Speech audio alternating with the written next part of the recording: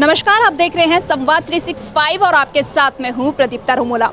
उत्तराखंड के कलाकारों को गांव-गांव तक जाना और वहां से ढूंढ कर लेके आना, जो उनकी असलियत काबिलियत जो है उनको जनता तक पहुंचाना, ये कार्य करता है A+ स्टूडियो। आज हमारे साथ A+ स्टूडियो के ऑनर हैं रणजीत सिंह जी, उनसे खास बातचीत कर लेंगे। सर, बहुत बहुत स्वागत है आपका संवाद 365। थैंक यू, धन्यवाद संवाद 365 का मैं हार्दिक अभिनंदन और धन्यवाद करता हूँ। सर, आप A+ स्टूडियो जो है वो हर साल एक वार्षिक उत्सव करता है और जो कलाकार हैं उत्तराखंड के उनको सम्मानित करता है। आज भी आपने ये वार्षिक उत्सव रखा है, इस पर क्या कहना? आप सभी लोगों का प्यार और स्नेह मिलता है, इसलिए हम लोग ये कर पाते हैं। उत्तराखंड के जितने भी लोग हैं उन लोगों का प्यार मिलता है, संगीत प्रेमियों का प्यार मिलता है। हमारा ये इस बार चतुर्थ वार्षिक उत्सव समारोह है और हर साल हम लोग दूर दराज क्षेत्र से कलाकारों को बुलाते हैं, उनकी प्रस्तुतियां करते हैं और उनको सम्मानित करते हैं। इस बार हर बार 30 से 40 से 50 लोग होते थे। इस बार 80 के करीब हम यहाँ पर आर्टिस्ट आए हैं, जिसमें कि 25 बच्चे एक स्कूल से थे, 16-17 लोग डीडी हाट से छलिया टीम के थे, ऐसे ही 16-17 लोग ब्रह्म कमल टीम के थे। तो इसी तरह करते करते अलग अलग लोग 70-80 के करीब हमने इस बार लोगों को सम्मानित करा है। और बाकी आप सभी लोगों का प्यार इसी तरह मिलता रहे और हम ये प्रोग्राम हर बार अच्छे से अच्छा करें, ये हमें उत्साह मिलता रहे। धन्यवाद। सर, आप गांव-गांव तक पहुंचते हैं, वहां से जो बच्चों की प्रतिभा रहती है या नए कलाकारों को आप वहां से ढूंढ कर लेके आते हो, तो ऐसे में आपको किस तरह की चुनौतियों का सामना करना पड़ता है? हाँ, चुनौतियाँ तो नहीं है, लेकिन होता यह है कि जब हम कहीं रिकॉर्डिंग के लिए, लाइव रिकॉर्डिंग के लिए गांव में जाते हैं तो वहाँ पर पर्याप्त साधन नहीं होता है और हमें वहाँ पर उस तरह के इक्विपमेंट यूज़ करने पड़ते हैं। जैसे कि उदाहरण के लिए हमने बेड़ो पाको गीत बनाया, उत्तराखंड का जो सबसे बड़ा गीत है, जिसमें 40 गायकों की आवाज़ है। इसमें भी सेम चीज़ हुई थी, लेकिन उससे हमें काफ़ी कुछ सीखने को मिला। फिर हमने इक्विपमेंट ख़रीदे कि जगह जगह पर जाकर और स्टूडियो में रिकॉर्डिंग करने में बहुत फ़र्क होता है और उन सारी आवाज़ को एक साथ मिलाना बड़ा मुश्किल होता है। लेकिन यह है कि कहते हैं कि जब चीज़ें कम होती है तो क्रिएटिविटी ज़्यादा होती है। तो बस यही है कि रहता तो है हमारे लिए, लेकिन कोशिश ये रहती है कि भाई करें और वो हो जाता है, सक्सेस हो जाता है, लोग सहयोग करते हैं पूरा। सर, अभी तक का एक्सपीरियंस कैसा रहा है आपका? बढ़िया रहा है, बहुत अच्छा रहा है। और पहाड़ में जाए तो ऐसा लगता है कि मतलब लोग एक कहते हैं भाई आज हमारे यहाँ आ जाओ खाने के लिए, दूसरा हमारे यहाँ आ जाओ, वही अपना घी दही, और बहुत अच्छी सेवा होती है। और हम लोग एक हफ्ते का टूर बनाते हैं रिकॉर्डिंग का, तो वहाँ 10-10 दिन हम लोग लगा के आते हैं। लोग हैं उस हिसाब से नहीं है, लेकिन है लोग और कलाकार भी हैं। बस वही है कि उनको थोड़ा सा आगे लाने वाले बहुत कम लोग हैं। तो मैं चाहता हूँ कि ये प्रयास अगर सभी लोग करें, वैसे तो नियम तो ये है कि गवर्नमेंट को भी इस पर ध्यान देना चाहिए कि जो पहाड़ों में गरीब लोग हैं, जो असली फोक के ज्ञाता है, वो ज़िंदा रहे, तभी हमारा फोक ज़िंदा रह सकता है। लेकिन हम लोग कोशिश कर रहे हैं, तो इस कोशिश में कहाँ तक जाते हैं देखते हैं। सर, आप हमेशा गांव-गांव भ्रमण करते हैं, गांव-गांव में जाते हैं और वहां के लोगों से आपका मिलना जुलना जो है वो लगा रहता है और इसी बीच आप कलाकारों का चयन करके भी आते हैं, वहां से एक नई प्रतिभा को आप उत्तराखंड की जनता के सामने रखते हैं।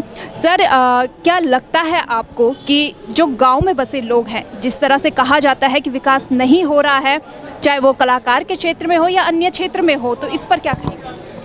नहीं, अगर हम कलाकारी की बात करें तो विकास तो देखो होता क्या है कि वाकई हमारे पहाड़ में थोड़ा ऐसा तो है कि हर कलाकार को साथ थोड़ा कम दिया जाता है।